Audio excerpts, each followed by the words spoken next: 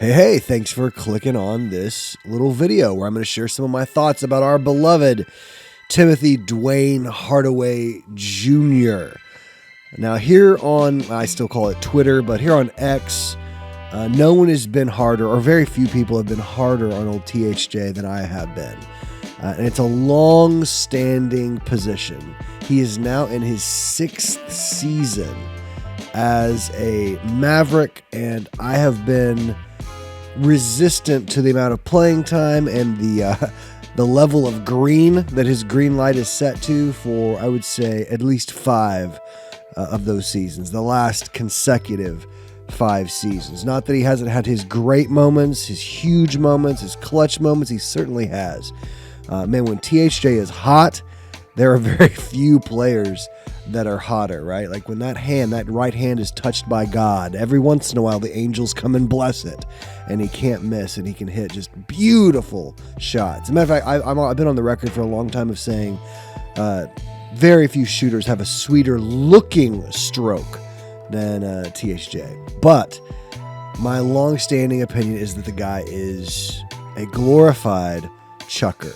Like he looks good, but the numbers under even the most minor inspection do not hold up. Now, to be fair, he is in an atrocious stretch of games right now. Even during our 7-game winning streak where everyone was contributing and everyone was having fun and everyone was playing pretty well, Timothy was playing extremely poorly.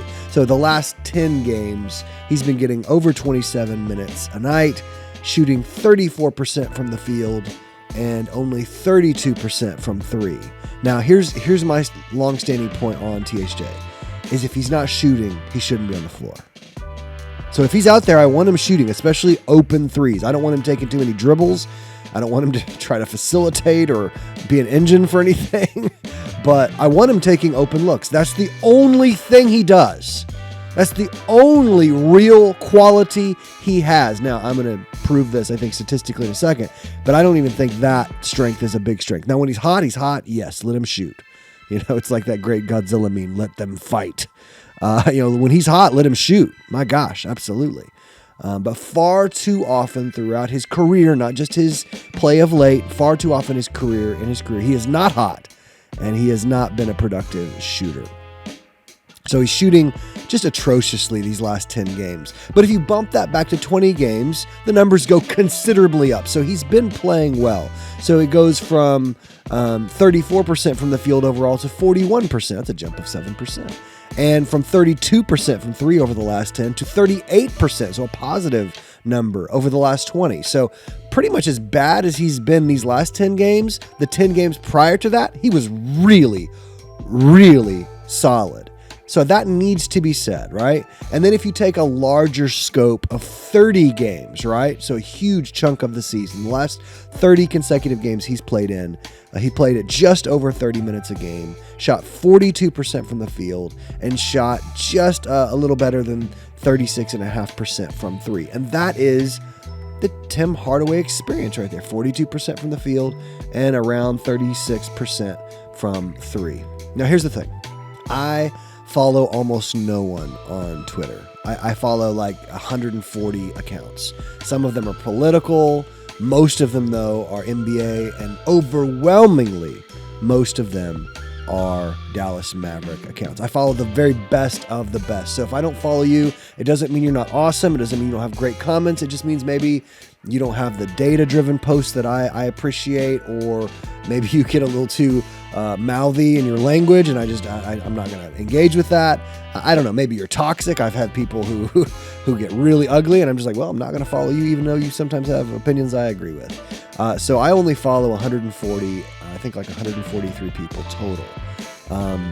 And so one of the things that I've come to the conclusion is that a lot of the really best, the really knowledgeable Mavs hoop talkers out there, guys who I appreciate, guys who I really like. I'm not going to say their names right now, but these are guys who I listen to and guys that I've engaged with, tons and tons of times. Been on their podcast, things like that. They have been a little, what I would consider a little too slow to all out criticize THJ. I don't know if they're in the locker room and he's a nice guy. I don't know. I have no idea. But I think that overall, the respected Mavs accounts, the people I tend to respect, have been a little too slow to just call for him to get less minutes, to get less shots, to have less of the greenest green light imaginable. Like, he needs to be more choosy. This was something that Rick Carlisle had done pretty well. He had kind of, I think, communicated to THJ, hey, this is what we want you to do.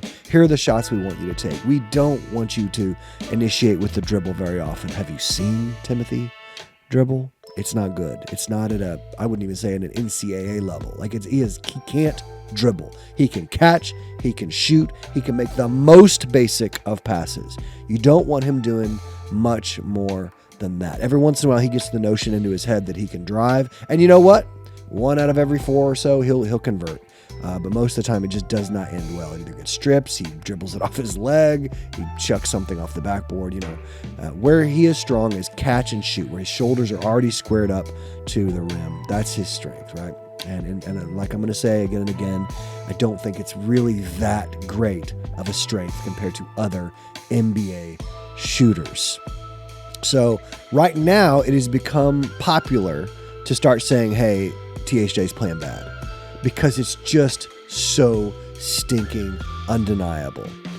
But I was the voice, or one of the very few, I feel like. I was probably one of the loudest voices, even when he was hot, a couple months ago, before the trade deadline. I was the one saying, like, sell high, sell high, sell high. Now, I can't speak to whether or not anyone wanted THJ on their team. If there was another GM out there that even sniffed around THJ, I have no idea. I have no idea if people asked and the Mavs rebuffed their advances. I have no idea. I have no clue.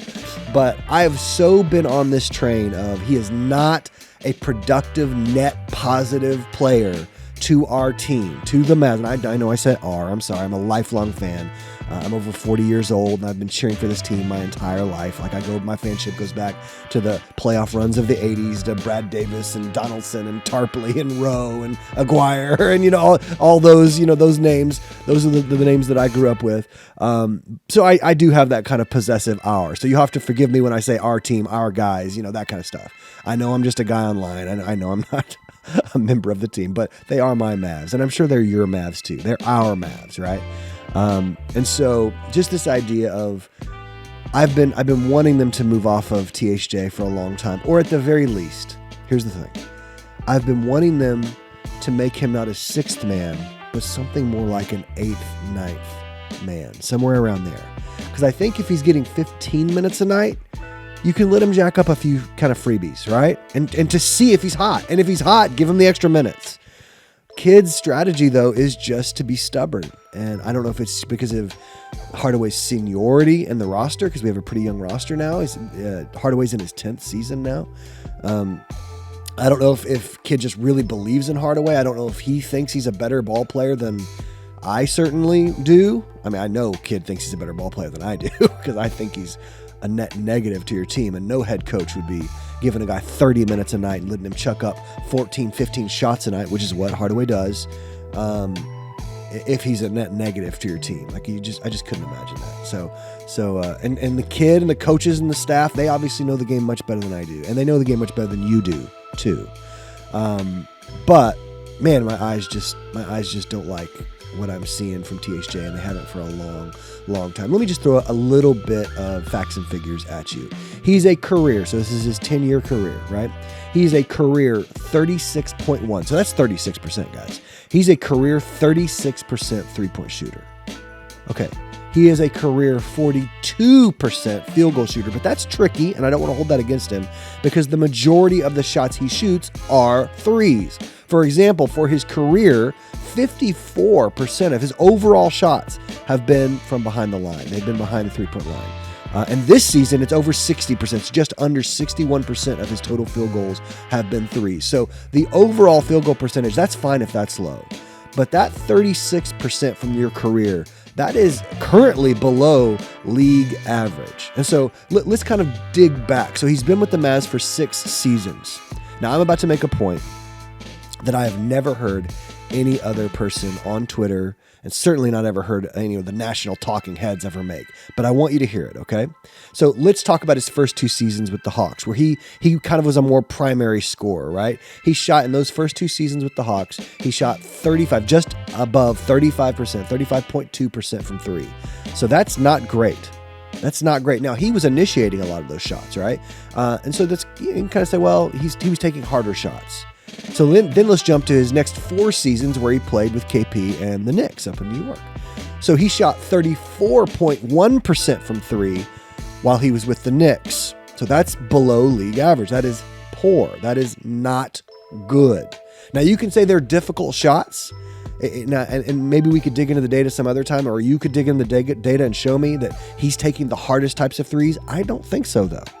I don't think so, because I've watched him for 6 seasons. Now, with the Mavs, he has had by far his best stretch. So in his 6 seasons with the Mavs, he is shooting from 3 37.5%. You go, oh, that's a big jump from 35.2 with the Hawks and 34.1 with the Knicks. And I go, heck yeah, it is. Now, here's the point. Here's the point that I want to make. All of that 37.5%, those 6 seasons with the Mavs, he has been playing with Luka Doncic. He's been playing with Luka. He's been playing with Luka. Guys, he's playing with one of the greatest shot creators and one of the greatest passers in NBA history. He is getting the cleanest of looks. He is getting the most open of looks. So for his league average, his career average to go from 36, but in the 6 seasons with the Mavs to be 37.5%, that is not impressive to me. And it shouldn't be impressive to you. And these are not hard looks. Now, sometimes they're hard looks because he's a numbskull taking a bad take, taking a bad look.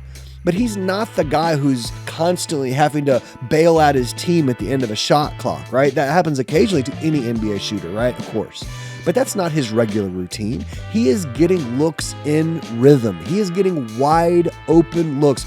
Luka and now Kyrie are creating great looks for this guy. And he's still only as a Mav shooting 37.5%, playing with one of the greatest passers in NBA history, who is creating the most wide open looks imaginable. He is at best a league average 3-point shooter. I want to just say that very clearly. He is at best a league average 3-point shooter. He is not some sniper. Now, he may be a sniper in practice. I know those guys exist, right? He may be a sniper in warm-ups. He may never miss in practice. He may be like Peja in practice for all I know. But in the game, his shot clangs off the rim at angles and ways that the pure shooters just don't. Now, do they occasionally? Of course, but not regularly. Not regularly. You see Tim Hardaway misses clang off the rim and backboard from angles and with velocity that just those pure shooters just do not have. So if you're saying, hey, listen, Bo, no one's really arguing that he's a top shooter. Okay, great. We've all agreed that he is not an elite shooter. Great. I'm so glad you've come to your senses. I'm so glad you've come to where I've been for the last 5+ years. So here's the thing. If we all agree he is not an elite level 3-point sniper, if we all agree to that, what else does he bring? What else does he bring? Don't start talking to me about Tim Hardaway Jr. having gravity. Don't do that. Don't do that. You're too smart for that. You're too smart for that. I'm too smart for that. Tim Hardaway Jr. scares no one. Now, once again, the eternal caveat with Tim Hardaway is if he is on a heater, if he's blowing and going, right? If he's hot, if the Angels have touched him, of course everyone's afraid of him. But that happens what? I would love to kind of, go figure this out. It happens probably 20% of the time or less, where he is just hot, where he's like really, really helping you with his shooting. Because here's the thing I know. He is a below average passer. He cannot create for his teammates. He is a below average, embarrassingly below average dribbler. we all, those of us who've been around for a minute, we all remember the Wes Matthews dribbling extravaganza. Well, Wes was worse than, Hardaway for sure. But Hardaway's not that much better. He is a bad dribbler. Just watching this man dribble the ball up the court, if there is even minimal pressure, my heart starts beating a little faster. I don't know about yours. He is a poor man defender.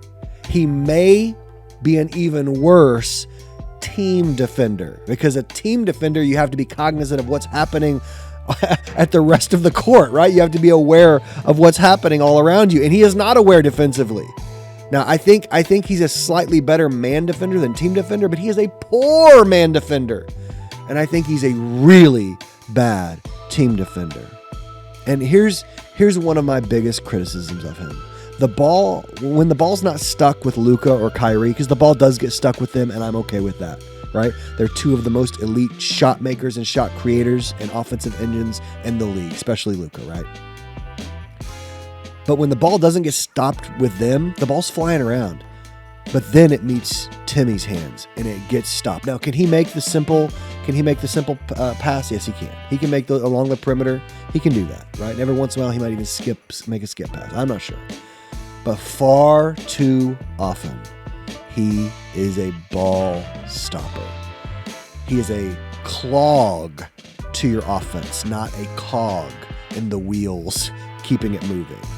And so these are just some of my thoughts, right? These are just some of my, off the top of my head. I have some of this data in front of me, but I just don't believe in Hardaway. I don't believe in him. I think he's a nice guy. He's a cool guy. He dresses really well. I mean, I want to give him compliments, right? When he's hot, I want him shooting. I absolutely do. But he's getting too many minutes. The leash with Coach Kidd has been too long. It's got to get pulled back. He really needs to be playing somewhere between, he needs to be playing closer to 20 minutes a game, which would be a huge shot to his ego. I know that would be a huge shot to his ego, but he doesn't need to be a sixth man. I think he needs to be more like an eighth man, that you kind of put him in the game to see if he's feeling it that night. And that if he's not, you kind of politely pull him back to the bench. Now, here's the thing. This is me not being an NBA player, not being an NBA coach. I don't know if you can treat players that way. They are human beings with egos and emotions. I don't know that you can do that. But I do know that he needs to be playing less than he's playing throughout his career as a Mav. And I do know that green light needs to be turned to a slightly lighter shade of green, not such a dark shade of green, right? I don't know how you do that. I think it's kind of impossible, honestly. I think the only thing you can do is to pull back his minutes. All right, am I crazy? Am I way out of bounds here? Y'all, let me know. Let me know, okay? I love the Mavs. Like you, I bleed blue and green, the old school Mavs colors. I love the Mavs. And watching Tim Hardaway Jr. is just, I think it's run its course for me. And I hope more and more people are starting to see that overall, unless he's on fire, he is a net negative. Y'all have a good one.